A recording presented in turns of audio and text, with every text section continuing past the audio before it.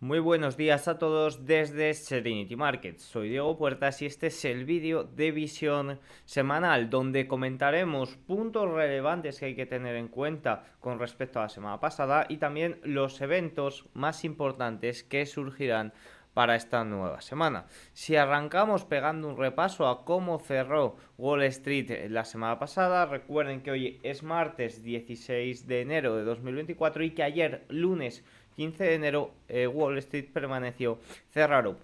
Por tanto, la semana arranca hoy martes. Fíjense cómo la semana pasada el S&P 500 volvió a chocar con este nivel de los 4.800 puntos, un nivel a nivel cuantitativo muy fuerte, un nivel que de momento está funcionando como una fuerte resistencia y que a primera hora en el día de hoy, fíjense cómo los futuros arrancan a la baja, 0,56% abajo. Los índices europeos también abajo, por tanto es probablemente esperado que Wall Street abra ligeramente abajo si no hay ningún evento, ningún dato que lo haga cambiar. ¿Romperá el S&P 500 los 4.800?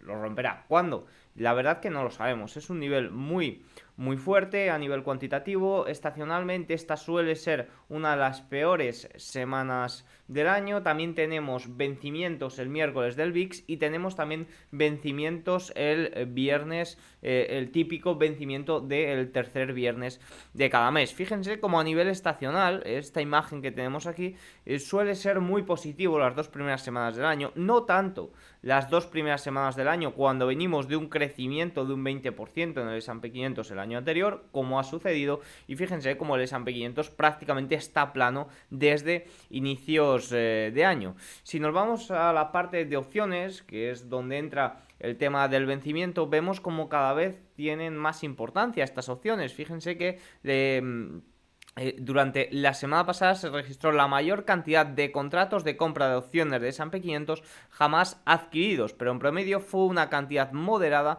cuando se mide la prima, es decir, fue la mayor cantidad de contratos, pero no el mayor volumen de contratos. Y dentro de este volumen tan grande de opciones que se está viendo, las opciones a vencimiento diario cada vez están cogiendo más importancia y esto provoca grandes volatilidades intradía. Fíjense que el 22 de diciembre el volumen total de opciones a vencimiento diario fue del 56% del total de las opciones, más de la mitad. Cada vez están cogiendo más peso, especialmente los días en los que no hay mucho volumen de negociación, pues como fueron estos últimos días antes de final de año o los primeros días del año. Pero es una pata que cada vez tiene más importancia y que por tanto cada vez hay que prestar más atención a estos vencimientos, tanto trimestrales como mensuales. El de enero no es trimestral, pero al venir después del gran vencimiento de diciembre todavía vence alguna cobertura que se debe de volver a renovar. Por tanto, generalmente y estacionalmente a partir de este vencimiento de enero no suele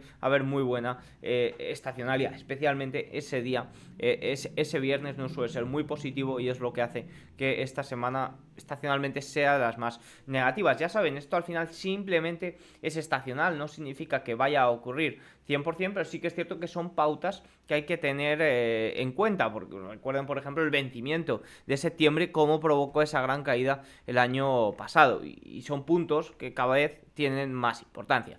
Si os vamos al S&P 500, vemos cómo cerró al alza la semana pasada y está prácticamente plano en lo que va de año, y fíjense cómo el Nasdaq 100 también cerró la semana pasada al alza, subiendo más de un 3%, impulsado especialmente por los 7 magníficos que tenemos aquí. Fíjense que esta línea es lo que separa 2024, fíjense cómo Tesla es la que peor comportamiento está teniendo, como Apple tampoco se está comportando muy bien. Recuerden que ha habido rebajas de precio objetivo por varias casas de análisis, también tenemos todo el tema antimonopolio y demás, y en cambio tenemos a Microsoft como uno de los grandes ganadores del año 2024, que incluso ha llegado a superar a Apple como mayor empresa por capitalización bursátil. Por tanto, estos los 7 magníficos siguen liderando el mercado, especialmente la semana pasada, y son los que mantienen en positivo el mercado, porque fíjense que si nos continuamos vemos como las acciones más cortas, las pequeñas compañías y las que se suelen revalorizar cuando hay un gran cierre de cortos, tuvieron un gran diciembre, pero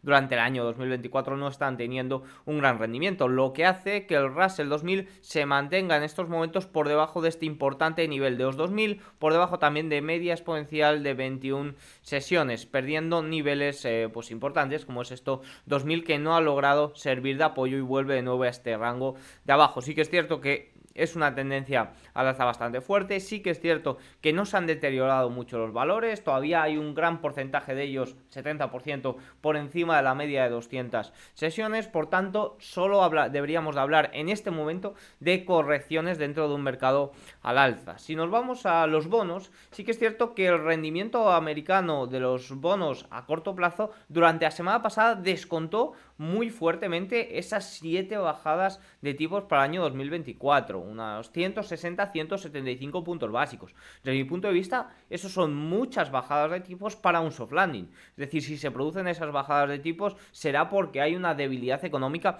mucho mayor, pero fíjense cómo los rendimientos a corto plazo, aquí tenemos en amarillo a 3, a 2, a 5 años, fíjense cómo este es el tramo corto, es lo que ha tenido un comportamiento más bajo. Fíjense, azul a 10 años como cayó durante la semana pasada solo un 2,4 y a 30 años cayó simplemente un 0,6%. Eso evidentemente lo que hace es desinvertir la curva de tipos. Fíjense, a 2 y 3 años como el rendimiento a 2 años ya cae por debajo del rendimiento a 30 años. Incluso se sitúa, o sea, la curva se sitúa por tanto en terreno positivo. La curva entre 2 y 10 años todavía se mantiene en terreno negativo, pero ya con una tendencia muy clara a medida que se bajen los tipos de interés, ya que los rendimientos a corto plazo se ven mucho más influenciados por ello. En cambio, los rendimientos a largo plazo se ven más influenciados por esas emisiones masivas de deuda, cómo se colocan las subastas y demás. Si nos vamos a ver divisas y materias primas, fíjense como el dólar tuvo una semana prácticamente plana. En el día de hoy vuelve a tener un claro tirón al alza, recuperando, fíjense, intentando recuperar en media de 50, subiendo un 0,62 hoy martes 16 de enero en este momento, pero después de un rango lateral bastante claro y en un claro rebote después de todo lo que se estaba descontando la semana pasada con los rendimientos y que el dólar logró aguantarles. Fíjense como el oro también durante la semana pasada se vio beneficiado de esa caída de rendimientos reales, en el día de hoy corrigiendo ligeramente hasta los 2040, y el Bitcoin, que fue uno de los grandes comentados la semana pasada después del tema de la salida, la aprobación del ETF Spot, pues fíjense cómo corrigió más de un 5% durante la semana, se vio más beneficiado alguna criptomoneda como por ejemplo el Ethereum, llegando a subir más de un 20% con respecto al Bitcoin.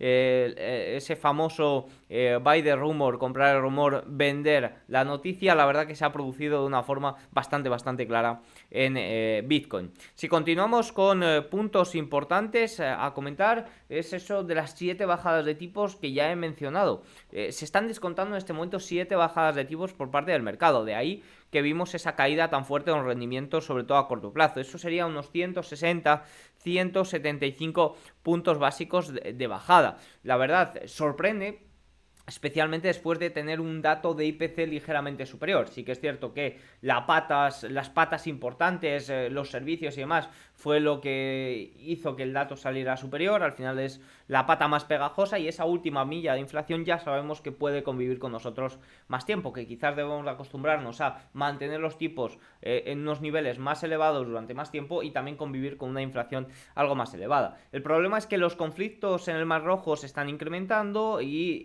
que esto se prolongue en el tiempo puede tener grandes efectos a nivel de problemas en la pata de la oferta de la inflación, problemas en la rama energética y demás. Y eso no sería nada bueno. Cualquier alteración en este descuento de 7 bajadas de tipos de este momento va a provocar grandes movimientos en el mercado. No hablo de correcciones, pero sí de correcciones masivas, tipo caídas del 20%, pero sí que es cierto que va a provocar volatilidades y correcciones en el corto plazo en caso de que una elevada inflación haga que los tipos se tengan que mantener altos por más tiempo. Incluso veríamos rebotes en los rendimientos. Si nos vamos a Europa, está sucediendo un poco lo mismo, pero sí que es cierto que están intentando ser más calmados. Fíjense, por ejemplo, la diferencia entre los rendimientos alemanes a 10 años, que llevan todo el año 2024 al alza. En cambio, los rendimientos americanos a 10 años, sí que es cierto que arrancaron la primera semana al alza, pero la semana pasada se vinieron abajo. Y es que sí que es cierto que el Banco Central Europeo ha dejado mucho más claro que no va a proceder a bajar los tipos de interés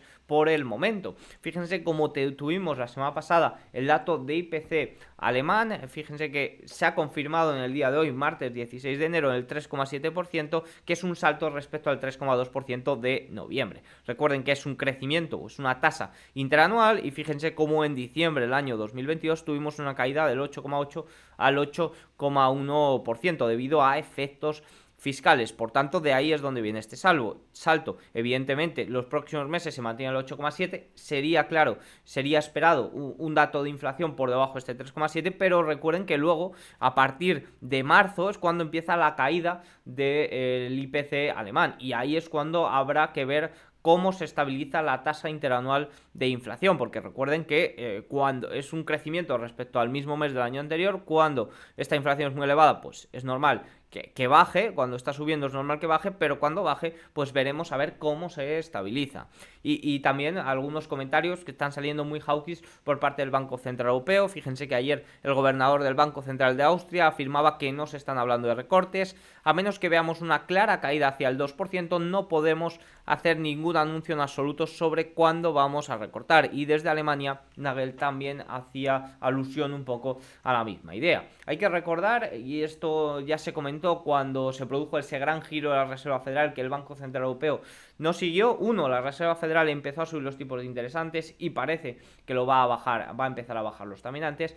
Y dos, el mandato tanto de la Reserva Federal como del Banco Central Europeo difiere ligeramente. El Banco Central Europeo solo tiene el mandato del crecimiento de los precios, en cambio la Reserva Federal tiene también el mandato, además del crecimiento de los precios en un objetivo del 2%, también tiene el mandato del pleno empleo. Por tanto, eso está mucho más ligado a nivel económico, y eso puede ser una de las claves por la que la Reserva Federal deba de bajar los tipos antes, mantenerlos más elevados y tratar de salvaguardar un crecimiento económico, mientras que el Banco Central Europeo no tiene ese mandato y tampoco tiene un crecimiento económico que salvaguardar, si somos claros. También otro punto importante, evidentemente, que influye mucho en el mercado es todo el tema del balance de la Reserva Federal, el repo, ese drenaje, el repo inverso, y vemos cómo ese dinero está entrando a fondos monetarios y a depósitos bancarios. Fíjense cómo durante la semana pasada los fondos monetarios siguieron ascendiendo hasta nuevos máximos de casi 6 billones de dólares. Fíjense cómo los depósitos bancarios la semana pasada se vinieron ligeramente abajo, hubo ligeras salidas, pero en general desde ese drenaje masivo del repo inverso a mediados de octubre del año 2023 vemos entradas masivas en fondos monetarios y vemos también entradas masivas en salida en depósitos bancarios, pese a la salida de la última semana. Fíjense que aquí al alza tenemos entradas en fondos monetarios y salidas al alza son salidas de depósitos bancarios. Hasta mayo del año 2023 las salidas de depósitos bancarios estuvieron muy ligadas a entradas en fondos monetarios, pero desde esa fecha se fue separando, o seguía habiendo entradas en fondos monetarios, los depósitos bancarios ya dejaron de salir, y especialmente desde el drenaje, el repo inverso, se volvieron a dar grandes entradas en los depósitos bancarios. Un drenaje del repo inverso que ya se sitúa en los 603.000, cayendo desde 2 billones que se encontraba hace escasos meses. Evidentemente, ¿qué está haciendo este drenaje del repo inverso? Lo hemos comentado ya en numerosas ocasiones. Lo que está provocando es una neutralización del QT, de esa reducción del balance cuantitativo de la Reserva Federal, lo que está incrementando de nuevo la liquidez. Y es que el QT, claro, la pregunta que se hacen muchos analistas es qué va a pasar cuando este drenaje, el repo inverso, caiga a cero, que se calcula que puede ser en marzo. ¿Qué va a pasar? ¿Por qué? Porque si se sigue con este QT, hay una restricción de liquidez que puede provocar grandes problemas en el sistema financiero y en los mercados. Bueno, pues ya hay numerosas casas de análisis que están diciendo que el QT va a ir poco a poco aflojando, incluso que en la reunión de la Reserva Federal de este mes de enero ya habrá comentarios sobre ello. Y es que fíjense como la última semana el balance de la Reserva Federal ya se experimentó aumentos. Fíjense que tuvo el mayor aumento desde la quiebra de Silicon Valley Bank. Por tanto, en todos estos puntos es donde va a estar la clave para esta semana. Fíjense que tenemos eventos importantes, tenemos datos muy importantes en China. De hecho, hoy, martes 16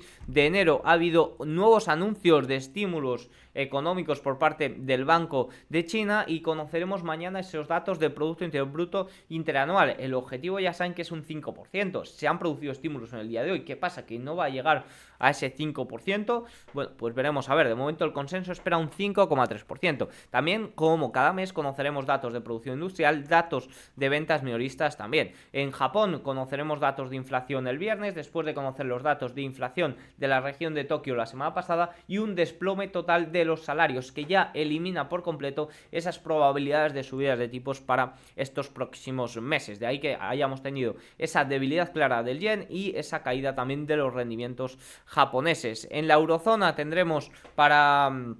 Bueno, ayer conocimos el dato de producción de Producto Interior Bruto alemán, que salió una caída del 0,3%, deberá ser revisado en los próximos meses, y tenemos el miércoles como punto fuerte ese dato de inflación final, que se espera una tasa de crecimiento del 2,9% respecto al 2,4% del mes anterior. En Reino Unido tendremos para mañana también datos de inflación, y para el viernes ventas minoristas. Y en Estados Unidos arrancamos, recuerden, con temporada de resultados. Ya es la segunda semana, tendremos Goldman Sachs, Morgan Stanley, Interactive Brokers, Taiwan Semiconductor, también el jueves en la preapertura, y tenemos el miércoles ventas minoristas, producción industrial, tenemos también publicación del libro Begui con temas de crédito y de cómo está la situación de las empresas, permisos de construcción, viviendas iniciadas para el jueves, también como cada jueves peticiones semanales de subsidio, y el viernes viviendas existentes y expectativas de inflación. Esto es un poco el repasito semanal para ponernos al día y afrontar una nueva semana en los mercados. Muchas gracias por estar ahí. Chao.